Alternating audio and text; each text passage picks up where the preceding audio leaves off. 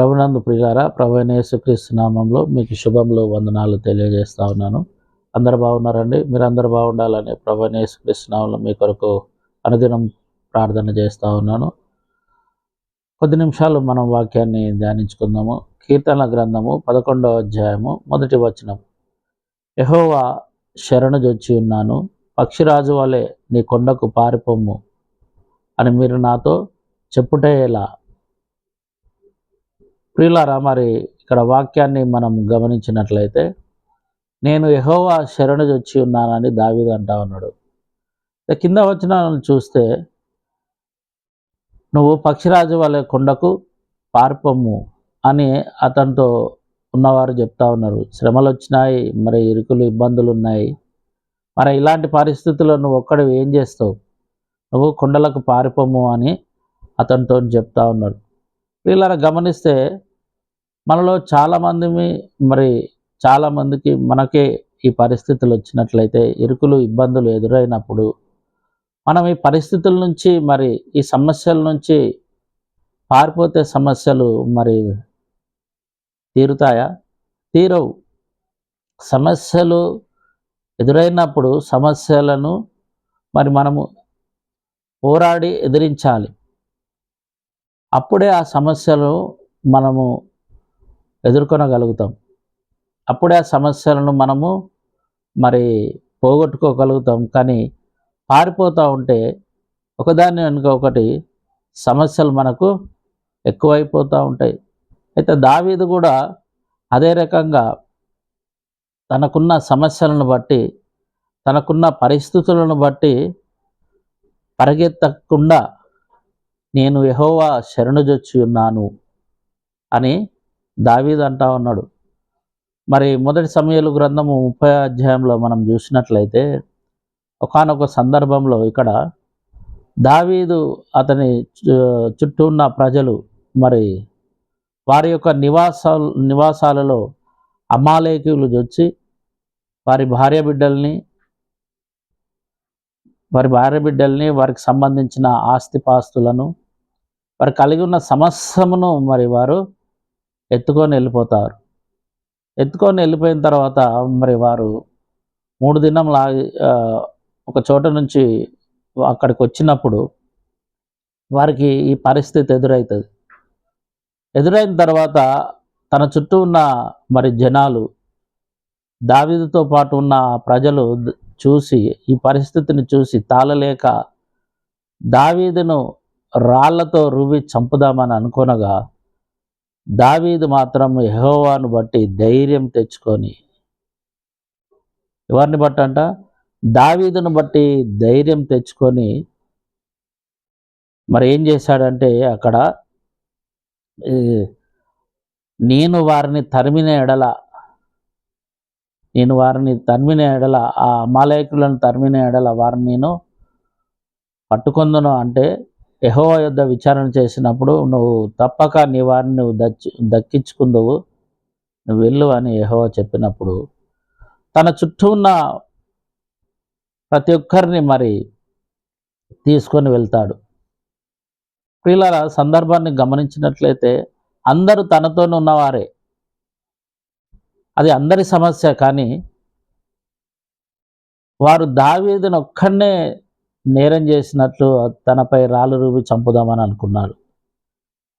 ప్రియులారా, ఇలాంటి సందర్భంలో దావీదు ఏం చేయాలి? మరి యెహోవాను ఆశ్రయించుట తప్పించి ఇంకా ఏది చేయలేడు.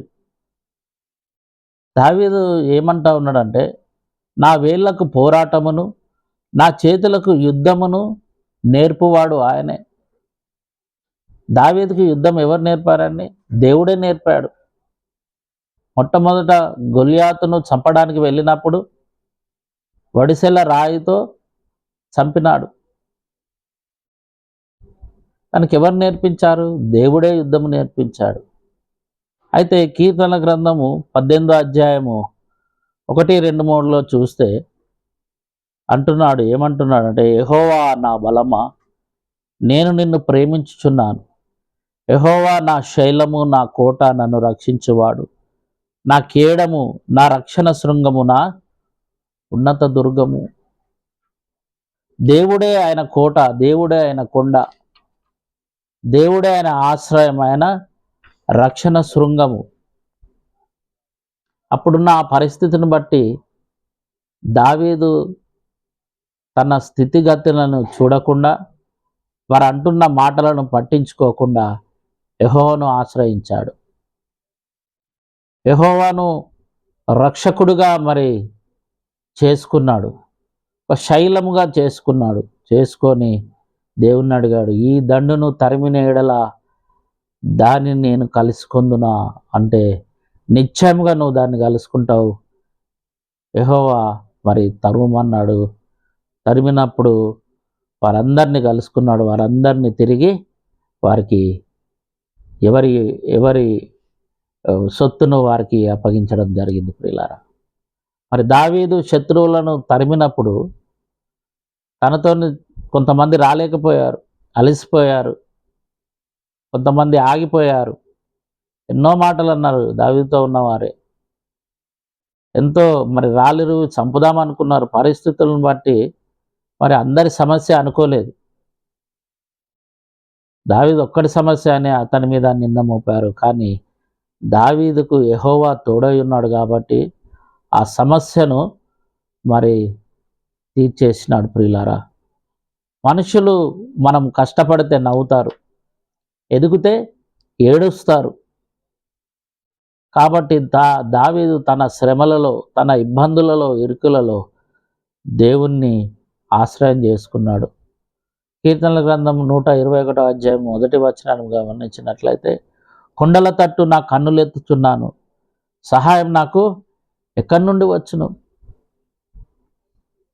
అయితే 2వ వచనంలో చూస్తే, యెహోవా వలనే నాకు సహాయం కలుగును.